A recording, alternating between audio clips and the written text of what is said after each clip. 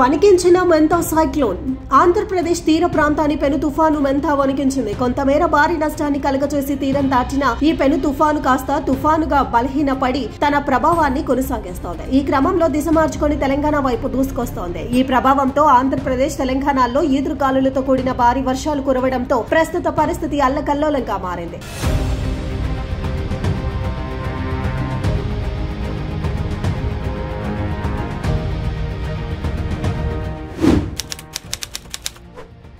గత 3 రోజులుగా ఆంధ్రప్రదేశ్ ను ప్రధానంగా తీర ప్రాంత ప్రజలను తీవ్ర భయాందోళనలకు గురిచేసిన మెంతా తుఫాన్ చివరికి ప్రశాంతంగా తీరం దాటింది. నరసాపురం సమీపంలోని మంగళవారం అర్ధరాత్రి సుమారు 1 గంట సమయంలో తీరాన్ని తాకినప్పటికీ అంచనా వేసిన స్థాయిలో విధ్వంసం జరగకపోవడంతో ప్రజలు, అధికార యంత్రాంగం ఊపిరి పీల్చుకున్నారు. పెను ప్రమాదం తప్పిందని భావిస్తున్న తుఫాను కారణంగా వాయు, రైళ్లు రవాణా సేవలకు అంతరాయం ఏర్పడగా పలు చోట్ల రోడ్డు మార్గాలు సైతం దెబ్బతిని తీవ్ర ఇబ్బందులు ఎదురుకాగా కొన్ని ప్రాంతాల్లో జనజీవనం స్తంభించుకుపోయింది.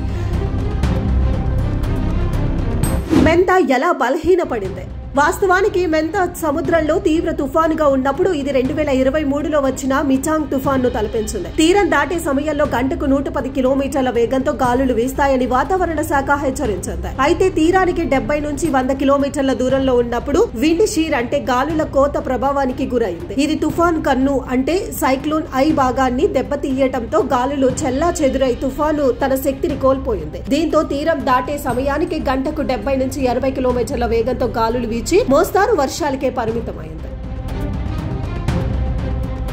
కోనసీమలో అలజడి.